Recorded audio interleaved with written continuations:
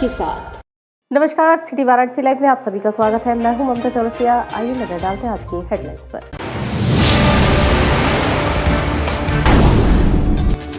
आरक्षण को लेकर ओबीसी छात्रों का सेंट्रल ऑफिस के मुख्य द्वार पर धरना। वाराणसी में बढ़ते कोरोना वायरस संक्रमण को देखते हुए धार्मिक आयोजनों पर लगा प्रतिबंध। फ्रंटलाइन वर्कर स्वास्थ्य कर्मी गंभीर रूप से बीमार रोगी और 60 वर्ष की उम्र के लोगों के लिए बूस्टर डोज लगाने का कार्य शुरू।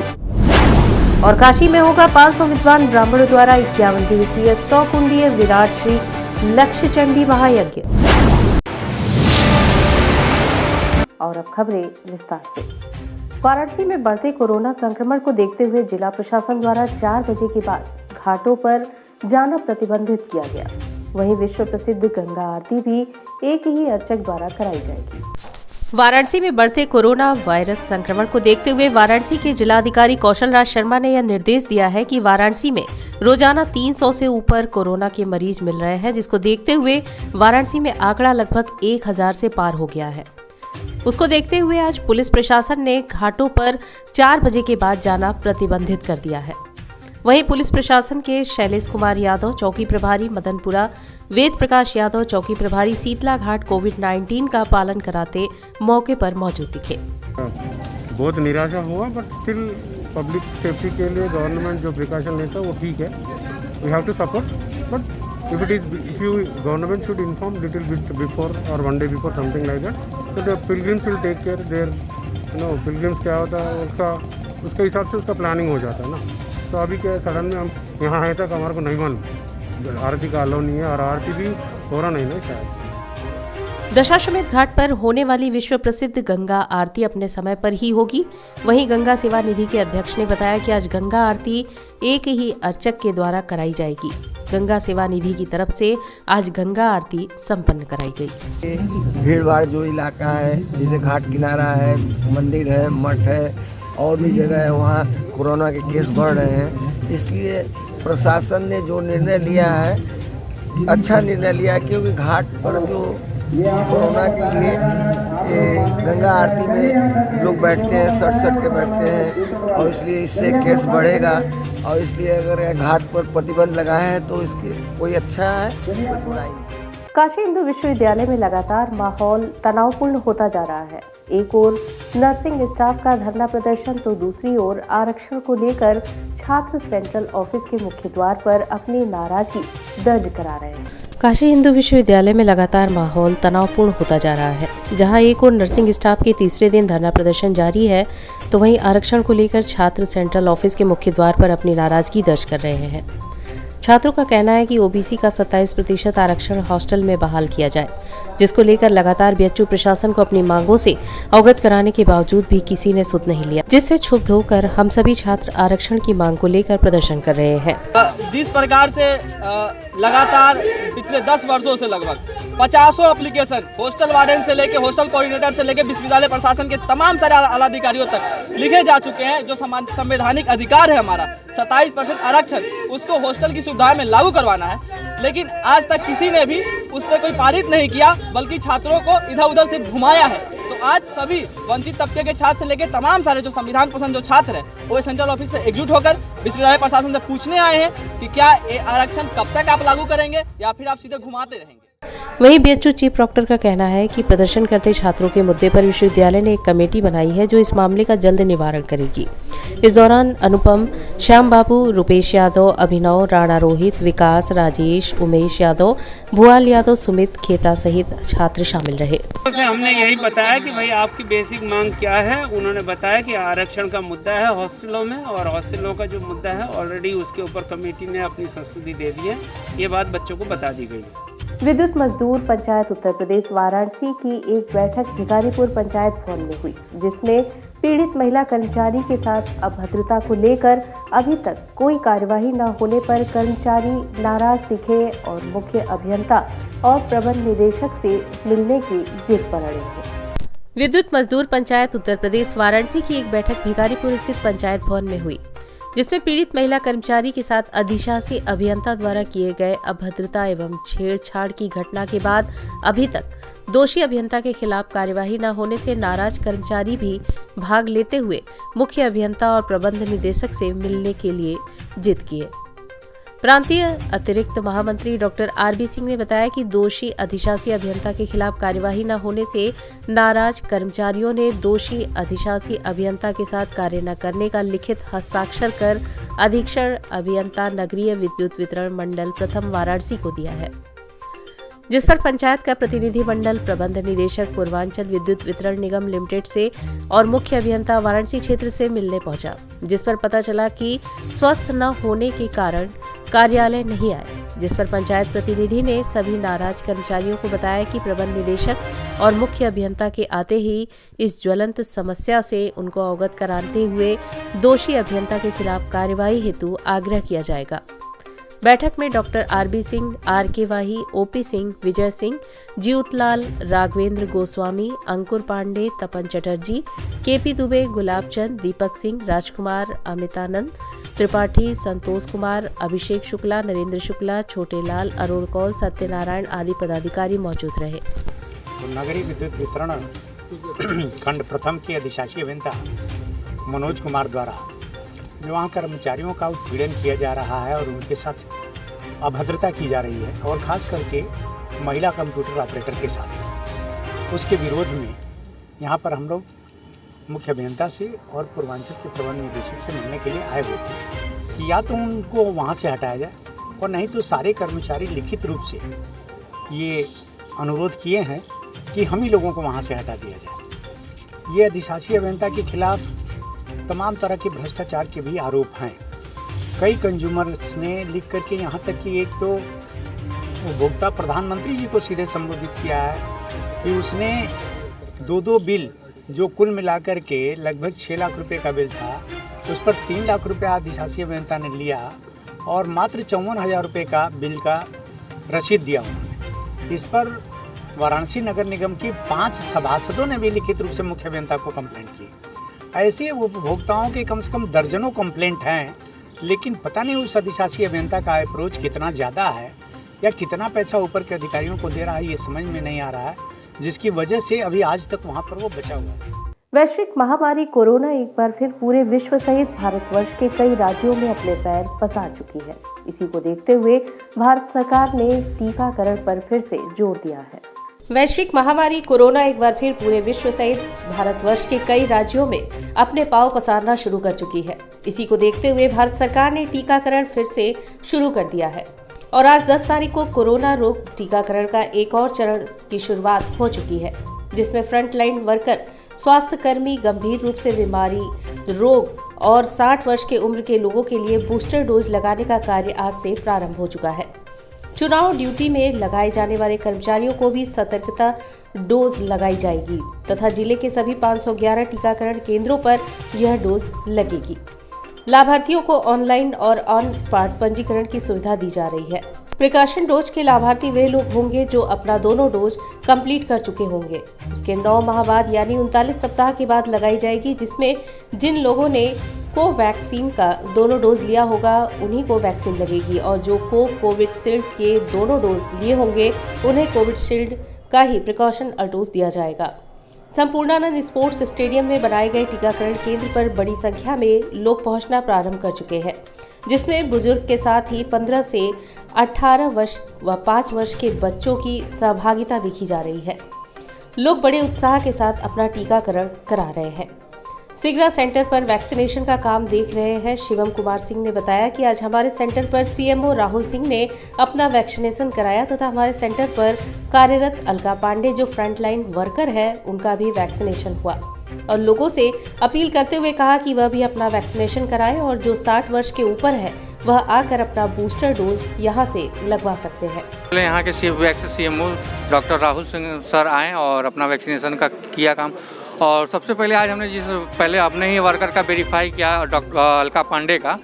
तो अलका पांडे का जब वेरीफाई किया तो उसका एक लिस्ट आया, जैसे कि सबसे पहले डोज इनको लगा है, बूस्टर डोज के लिए सबसे पहले इनका वेरीफाई हुआ है, जो कि दिखा है इनका नाम पूरे ओवरऑल इंडिया में सबसे पहले इन्हीं का हुआ है। और बूस्टर डोज उनको लगना है जिनका एज 60 साल के प्लस हो गया है और जो फ्रंटलाइन वर्कर और हेल्थ वर्कर हैं उनको बूस्टर डोज लगना है। और खास करके चुनाव को देखते हुए भी बूस्टर डोज जिनका चुनाव में वर्क काम लगेगा, ड्यूटी लगेगी, उनके लिए भी बूस्टर डोज है। अभी बात यह है 15 से 18 साल वाले बच्चों का, उनका क्या? 15 से 18 साल के बच्चों का भी कोवैक्सीन लग रहा है उन लोगों को, और काफ़ी अच्छी तरीके से कोवैक्सीन लग रहा है। और सबका उनका भी बूस्टर डोज लगना है, लेकिन अभी नहीं। वैक्सीनेशन सेंटर पर कार्यरत फ्रंटलाइन वर्कर अलका पांडे ने भारत सरकार के द्वारा जो यह बूस्टर डोज अभियान चलाया गया है, इसमें सबसे पहले बूस्टर डोज का वैक्सीन लगवाने के बाद काफी खुश दिखी और भारत सरकार को इसके लिए धन्यवाद दिया और लोगों से अपील भी की कि वह भी सेंटर पर आकर अपना वैक्सीनेशन कराएं और इस महामारी से बचें। आज मैंने बूस्टर डोज लिया और मैं फ्रंट लाइन वर्कर हूं और मुझे बहुत खुशी है। बाकी लोगों से भी मैं यही निवेदन करूंगी कि सारे लोग जब एलिजिबल हो जाएं बूस्टर डोज लें, बाकी अपना पहला दूसरा डोज उस समय पे अपना कंप्लीट करें और ये इस महामारी से बचने के लिए बहुत ज़रूरी है। कोरोना रोधी टीकाकरण का एक अभियान का आज से शुरुआत किया गया है, जिसमें स्वास्थ्यकर्मी, फ्रंट लाइन वर्कर, गंभीर रूप से बीमार व्यक्तियों का टीकाकरण किया जा रहा है और 60 साल के ऊपर जो लोग हैं उनका भी टीकाकरण किया जा रहा है। इस समय हम स्टेडियम में खड़े हैं, जहां पे ये स्वास्थ्य विभाग की तरफ से बनाया गया है टीकाकरण केंद्र, जहां पे बड़ी संख्या में इस समय 15 से 18 वर्ष के जो बच्चे हैं वो आ रहे हैं अपना टीकाकरण कराने। साथ ही साथ सीनियर सिटीजनशिप जो हैं वो भी आ रहे हैं, अपना टीकाकरण करा रहे हैं। और यह सरकार की जो पहल की गई है, जो 60 साल के ऊपर के लोगों के लिए टीकाकरण किया जा रहा है, ये बहुत ही सराहनीय काम है, लोगों का यह कहना है। कैमरा पर्सन बाबूलाल सिंह के साथ मैं पंकज मिश्र, सिटी वाराणसी लाइव के लिए। मोक्षदायिनी नगरी काशी में विश्व के कल्याण की भावना से परम पूजनीय अनंत श्री विभूषित महामंडलेश्वर स्वामी श्री प्रखर जी महाराज द्वारा 500 विद्वान ब्राह्मणों द्वारा 51 दिनों में 100 कुंडीय विराट श्री लक्ष्य चंडी महायज्ञ होगा। मोक्षदायिनी नगरी काशी में विश्व के कल्याण की भावना से परम पूजनीय अनंत ऋषि विभूषित महामंडलेश्वर स्वामी श्री प्रखर जी महाराज के सानिध्य में 500 विद्वान ब्राह्मणों द्वारा 51 दिनों में 100 कुंडीय विराट श्री लक्ष्य चंडी महायज्ञ होगा। इस संदर्भ में आयोजन समिति से जुड़ी अनुराधा अग्रवाल ने बताया कि यह महायज्ञ 18 जनवरी से 9 मार्च तक द्वारकाधीश मंदिर परिसर संकुलधारा कामाख्या काशी में आयोजित होगा, जिसमें भारत को पुनः विश्व गुरु के रूप में स्थापित करने, वैश्विक कोरोना महामारी और आतंकवाद का समूल नाश करने सहित अन्य महत्वपूर्ण संकल्पों के साथ लक्ष्य चंडी यज्ञ काशी के प्रख्यात वेदज्ञ पंडित श्री लक्ष्मीकांत दीक्षित जी के आचार्यत्व और डॉक्टर सज्जन प्रसाद तिवारी की देखरेख में संपन्न होगा। इस महायज्ञ में सौभाग्यशाली 100 यजमान आराधना क्रम में भागीदारी करेंगे व साथ ही 18 जनवरी से 28 फरवरी तक दुर्गा सप्तशती के 1 लाख पाठ और 1 मार्च से 9 मार्च के मध्य दुर्गा सप्तशती के 10,000 पाठों से हवन संपन्न कराया जाएगा। महायज्ञ के साथ प्रतिष्ठित विद्वान महापुरुषों द्वारा लोक पावन कथाओं का भी आयोजन किया जाएगा। विश्वनाथ जी की कृपा से और विशालक्ष्मी माता की कृपा से एक 51 दिवसीय लक्षचंडी महायज्ञ होने वाला है। आप देख सकते हैं उसी की तैयारी चल रही है यहाँ पर और 100 कुंड बनाए गए हैं। प्रखर परोपकार मिशन द्वारा एवं महामंडलेश्वर प्रखर जी के द्वारा ये पूरा कार्यक्रम आयोजित करा जा रहा है। हमें लगता है कि बनारस के इतिहास में पहली बार इस लेवल का और इतना बड़ा महायज्ञ होने जा रहा है। रमेश भाई ओझा जी की कथा है यहाँ पे, रासलीला भी है यहाँ पर, तो उन सब की तैयारी अभी यहाँ पर चल रही है और एक विशेष काशी की गोपनीय कथा पर भी यहाँ पर वाचन किया जाएगा। तो उस तरह की सब तैयारी चल रही है। तो बनारस वैसे ही इतने विद्वान लोगों की नगरी है, आसपास से और पूरे भारतवर्ष से यहाँ पर लोगों के आने की आशंका है। मैं जिंदा हूँ का पोस्टर लिए संतोष मूरत सिंह एक बार फिर से जिला प्रशासन के समक्ष प्रकट होकर राइफल क्लब ने एसीएम चतुर्थ शिवांगी शुक्ला को जीवित होने का ज्ञापन सौंपे। मैं जिंदा हूँ का पोस्टर लिए संतोष मूरत सिंह एक बार फिर से जिला प्रशासन के समक्ष प्रकट होकर राइफल क्लब में एसीएम चतुर्थ शिवांगी शुक्ला को अपने जीवित होने का ज्ञापन सौंपे। संतोष डीएम कौशल राज शर्मा से मिले और बताया कि मैं जिंदा हूँ का बैनर लेकर दूल्हे के वेश में सेहरा पहनकर सोमवार को राइफल क्लब पहुंचे। इस दौरान एसीएम चतुर्थ को अपना ज्ञापन देकर मेरी शादी करा दे का आग्रह किया। संतोष का कहना था कि पिछले 20 वर्षों से मैं लगातार जिंदा हूँ का कोशिश कर रहा हूँ, लोगों को बता रहा हूँ और अभी राष्ट्रपति का चुनाव लड़कर, कभी प्रधानमंत्री का चुनाव लड़कर भी, कभी मुख्यमंत्री का चुनाव लड़कर लोगों को यह बताने की कोशिश कर रहा हूँ कि मैं जिंदा हूँ। लेकिन उसके बावजूद भी लोग हमें जिंदा नहीं कर पा रहे हैं। 60 बार हमारी गिरफ्तारी हो चुकी है। मुर्दा से जिंदा बनने के लिए संतोष मूरत सिंह ने कहा कि हमें रिकॉर्ड में जिंदा करें और हमारी जमीन जायदाद सब वापस करें। डीएम साहब से यही मेरा आग्रह है। शरीर जिंदा है, आत्माएं मरी हुई है, इनकी तो कहाँ से जिंदा करेंगे? जब जिंदा करने के लिए आत्मा जिंदा हो तब तो जिंदा करें। चाहते हैं न्याय, जस्टिस, और हमको रिकॉर्ड में जिंदा करें और हमारी जगह ज़मीन वापस करें। और प्रार्थी से प्रत्याशी का जो सफ़र हम तय कर रहे हैं उसमें जो मेरी मानहानि जो टूटी हुई है वो सब हमको भर के दें। 20 वर्षों से न आज तक मेरा न किसान कार्ड है, न गांव का राशन कार्ड है, न कुछ है। ये लोग जब बोलो तो बोलते हैं कि मुर्दे आदमी का होता है। मनरेगा में भी काम करवा लेते हैं, काम करवाने के टाइम जिंदा है, अब पेमेंट करने के टाइम कहेंगे मुर्दे आदमी का कहीं पेमेंट होता है। और यहाँ वक्त तो चला है एक छोटे से ब्रेक का। मिलते हैं ब्रेक के बाद। वाराणसी लाइव, सच के साथ। Best fundamental lab, best faculty, best placement set. We are proud to be a student of JDSL. I am a student of Jeevandeep Mahavidyalaya. I am proud of Mahavidyalaya for excellent faculty, best support and best infrastructure and best placement. Best fundamental lab, best faculty, best placement set. We are proud to be a student of JDSL. I am a student of Jeevandeep Mahavidyalaya. I am proud of Mahavidyalaya for excellent faculty, best support and best infrastructure and best placement. हम तोड़ेंगे ये सन्नाटा, करेंगे बात आपकी, बात बना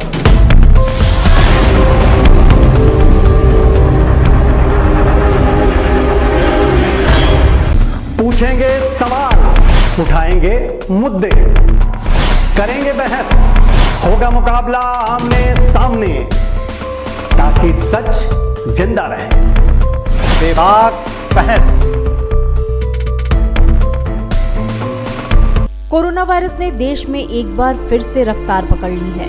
ऐसे में जरूरी है कि सभी लोग पूरी एहतियात बरतें। घर से बाहर निकलते समय मास्क का सदैव प्रयोग करें।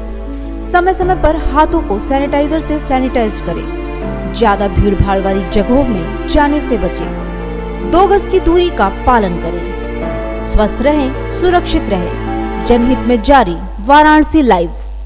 वाराणसी लाइव, सच के साथ। और ब्रेक के बाद पुनः आपका स्वागत है। वाराणसी में चुनाव आयोग के द्वारा आचार संहिता लागू कर दिया गया है। इसको लेकर आज वाराणसी के जिलाधिकारी कौशल राज शर्मा मीडिया से रूबरू हुए। वाराणसी में चुनाव आयोग के द्वारा आचार संहिता लागू कर दिए गए हैं। इसको लेकर आज वाराणसी के जिलाधिकारी कौशल राज शर्मा ने मीडिया से रूबरू हुए।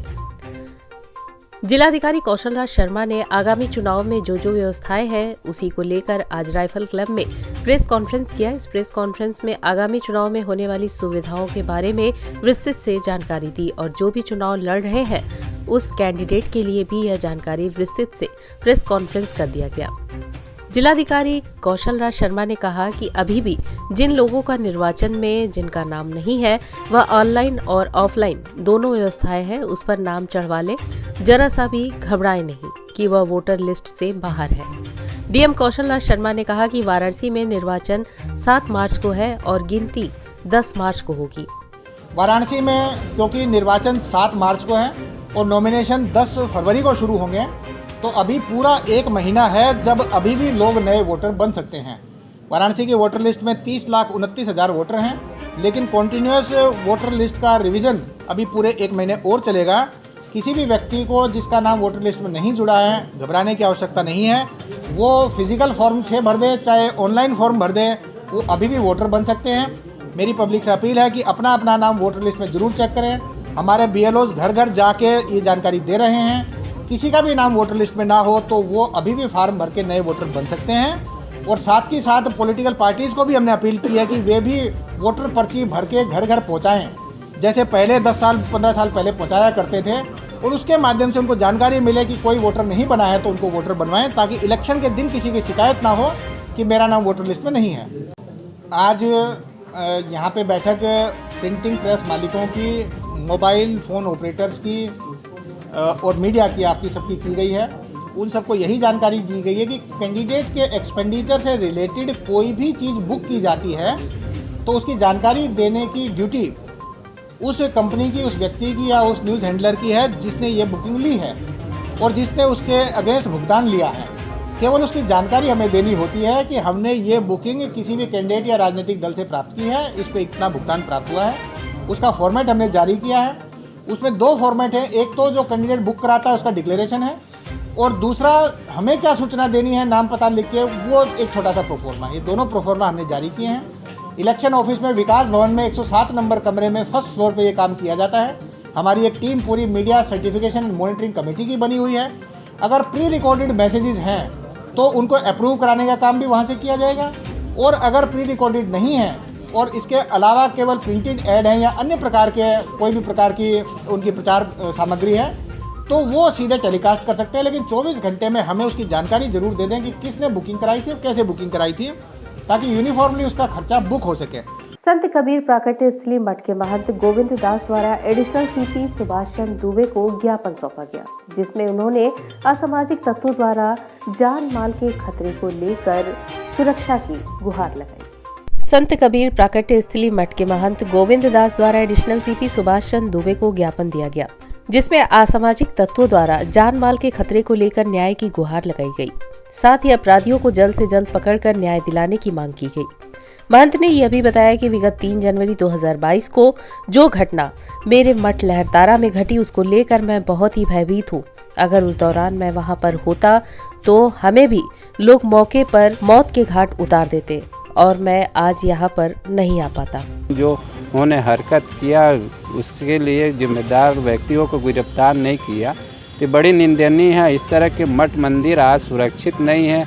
अपराधियों और भू माफियाएँ का नज़र है मठ मंदिर के, मठ की तमाम संपत्तियों में उनकी नज़र के। मठ की कई 100 करोड़ की प्रॉपर्टी है जिन पे भू माफिया अपराधियों का नीयत गड़ाए हुए हैं कि इस चीज़ को कैसे बेचा जाए, अपने निजी स्वार्थ में यूज किया जाए। तो शासन और प्रशासन, माननीय मुख्यमंत्री, हमारे देश के प्रधानमंत्री जो कहते हैं धर्म के बचाना है, तो उसको इस विषय को संज्ञान में लेकर तत्काल कार्रवाई करने का कष्ट करें। 4 तारीख से लेकर आज 10 तारीख तक हो गया है, कोई भी कार्रवाई नहीं हुआ। पहले भी एडिशनल सीपी से आज आपने मुलाकात किया, क्या आश्वासन दिया उन्होंने? तो उन्होंने तो कहा है कि देखता हूँ, पहले भी आप आए थे, मैं जानता हूँ, लेकिन इस तरह की घटना हो गया वो बड़ी निंदनीय है, मैं कार्रवाई करवाता हूँ। इस तरह के तो आश्वासन दिए हैं। अब देखते हैं वो कहाँ तक कैसे करवाते हैं। कोविड-19 से पति की मौत के बाद लोहता निवासी पीड़िता को ससुराल वालों ने घर में रखने से इनकार कर दिया, जिसको लेकर पीड़िता जिलाधिकारी से गुहार लगाई। कोविड-19 में पति की हुई मौत के बाद लोहता निवासी पीड़िता को ससुराल के लोगों के द्वारा घर में रखने से इनकार कर दिया गया। पीड़िता ने जिलाधिकारी से गुहार लगाई। वाराणसी के लोहता थाना अंतर्गत छितौनी निवासी पीड़िता ने जब डीएम से मिली तो पीड़िता को डीएम के द्वारा भरोसा दिया गया कि क्यों नहीं आपको घर में रखेंगे, बिल्कुल रखेंगे, आप घबराइए नहीं। पीड़िता जब राशन कार्ड बनवाने की बात कही तो डीएम साहब ने बोला कि शाम तक आपका राशन कार्ड भी बन जाएगा। कोविड से मृतक व्यक्तियों को भूमि आवंटन के लिए भी फॉर्म आया था, हमने भरा, लेकिन भूमि आवंटन भी नहीं हुआ। डीएम ने तत्काल पीड़िता का दुख सुनते हुए सदर तहसील के अधिकारी को निर्देश दिए कि इनका भूमि आवंटन जल्द से जल्द करवाया जाए। 2 से 3 दिन के अंदर में डीएम ने पीड़िता को आश्वासन दिया कि आपका कार्य हो जाएगा। डीएम साहब ने कहा है कि आपका हम भूमि पट्टा 2 से 3 दिन के अंदर करवा देते हैं, आप निश्चिंत रहें, आपको मिल जाएगा आवासीय पट्टा। और एक अंत्योदय कार्ड के लिए भी एप्लीकेशन दिया था, इससे पहले भी दिया था, जिस पर कोई कार्यवाही नहीं हुई थी। आज उस संदर्भ में भी सर से बात हुआ है तो सर ने कहा है कि आज शाम तक आपको अंत्योदय कार्ड जारी कर लिया जाएगा।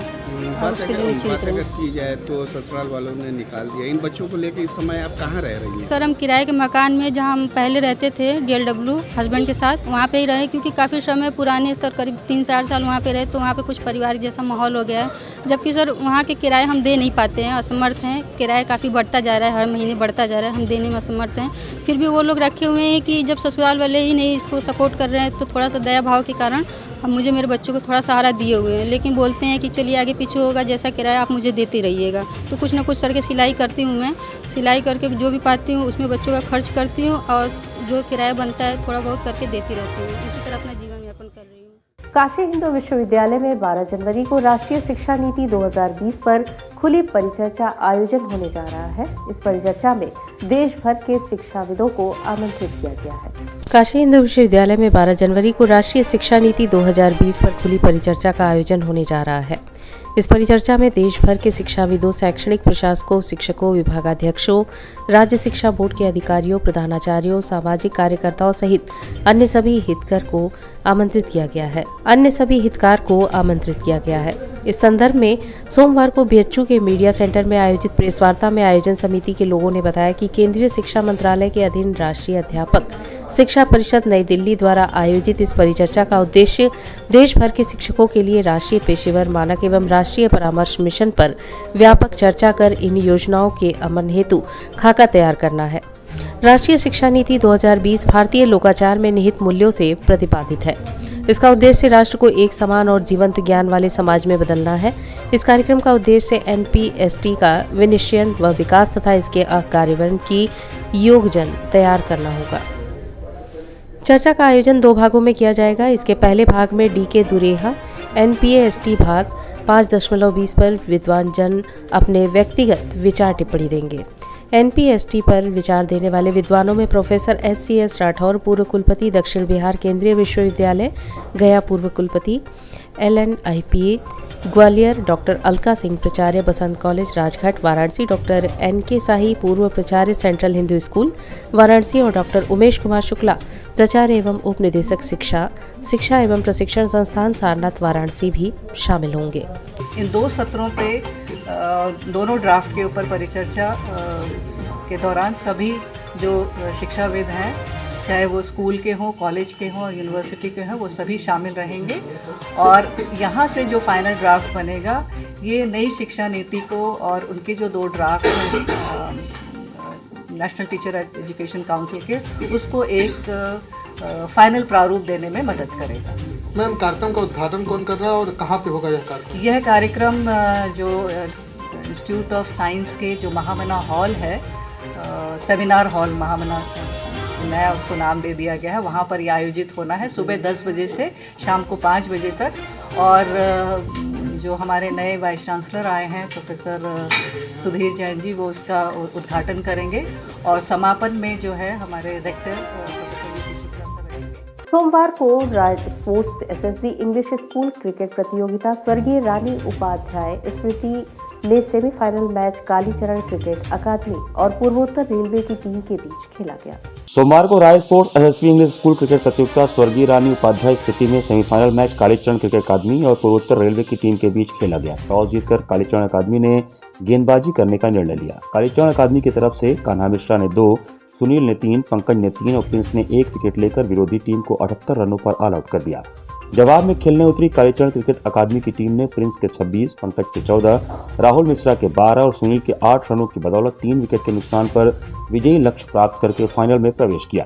Man of the match Kalicharan academy के पंकज बने। इस अवसर पर पूर्व रणजी खिलाड़ी अरविंद श्रीवास्तव, कलाम, सरोज राय सहित तमाम क्रिकेट प्रेमी उपस्थित थे। जो जूनियर बच्चे बनारस के स्कूल लेवल पे छूटते हैं, उनको ये क्रिकेट प्रतियोगिता करा के ऊपर ले आने का कार्यक्रम चल रहा है, जो आने वाले टाइम में हमारे उत्तर प्रदेश की टीम और इंडिया के लिए रिप्रेजेंट करेंगे। उनके निखारने का काम इस जूनियर स्तर पे एसएसबी स्कूल द्वारा किया जा रहा है, जो बहुत ही सराहनीय कार्य एसएसबी स्कूल कर रहे हैं। और इसी के साथ सीधी वाराणसी लाइव का यह प्रसारण यही समाप्त होता है। ममता चौरसिया को दी इजाजत। नमस्कार।